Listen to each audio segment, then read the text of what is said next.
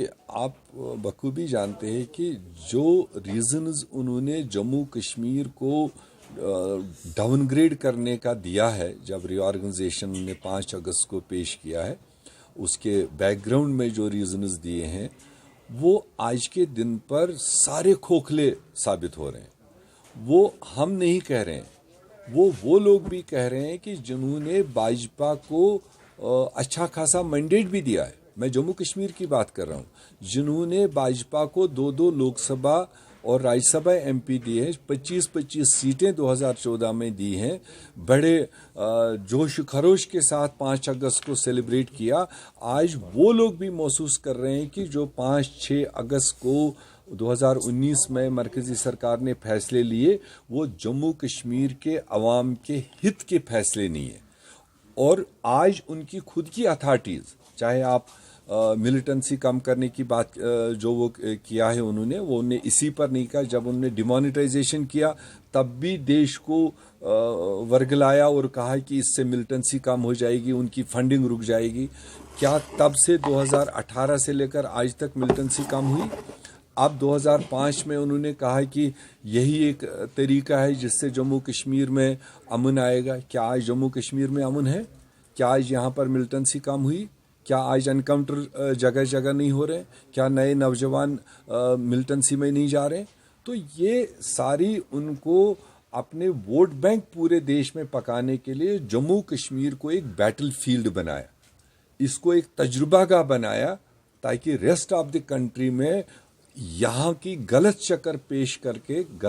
پیش کر کے وہاں وہ ووٹ حاصل کریں۔ مگر اب دیش کے لوگ بھی سمجھ چکے ہیں، ہمیں فخر ہے اس بات کا، وہ دیش کے کسی کونے میں آج آپ جموں کشمیر کی بات کیجئے وہ محسوس کرتے ہیں کہ جو فیصلے جموں کشمیر کے ساتھ لیے گئے وہ ناانصافی والے فیصلے۔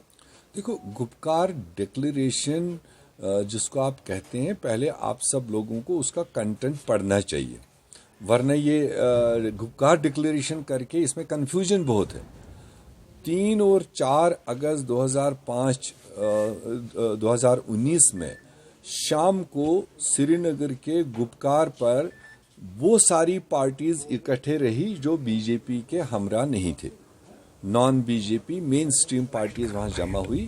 جو پینک اس وقت تھا، کسی کو پتہ نہیں تھا کہ کیا ہونے والا ہے، ان ساری سچویشن کو دیکھ کر تمام پولیٹیکل پارٹیز نے، نان بی جے پی پارٹیز نے اس وقت ایک میمورنڈم تیار کیا جو راشٹرپتی کو بھیجا، جو پرائم منسٹر کو بھیجا، جس میں کالم نمبر 2 میں اس وقت تمام پارٹیز نے ڈیمانڈ کی تھی کہ سٹیٹس کو مینٹین کیا جائے، سٹیٹس کو اسٹیٹ کا، جو افواہیں آ رہی تھی کہ ٹرائیفرکیشن ہو رہی ہے،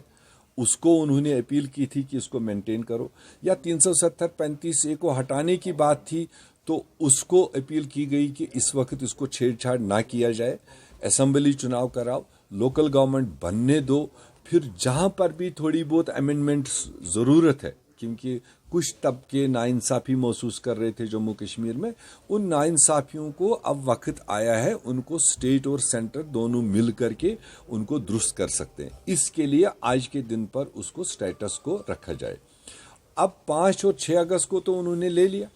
اس کے بعد میں ابھی تک ان پارٹیز کا آپس میں ایک ڈیٹیل ڈسکشن ہوا نہیں۔ جس دن بھی ڈسکشن ہوگا آج کے سچویشن کو لے کر ساری پارٹیوں کا کیا موقف ہوگا وہ آپ کے سامنے رکھا جائے۔ اس نے اپیل کی اور مجھے کچھ حد تک